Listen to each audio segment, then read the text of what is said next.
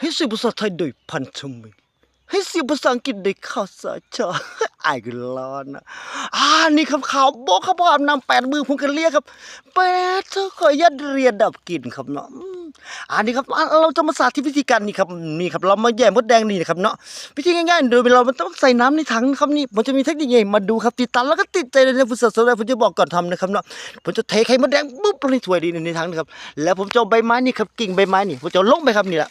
แล้วสักพักหนึ่งผมจะไต่ขึ้นมาจับใบไม้เอากันยกออกนี่เราไม่ต้องยกน้ำครับเชื่อหนูเรียนมาดูครับ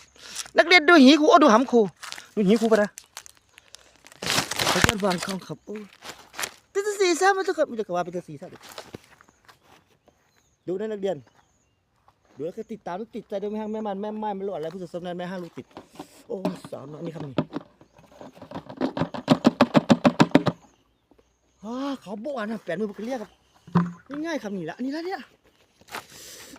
มันสาวน้อยง่ายๆนะครับนั่นนี่ละผมจะใบไม้นี่เขาไว้สิเนี่ยนี่ละผมจะใบไว้สิ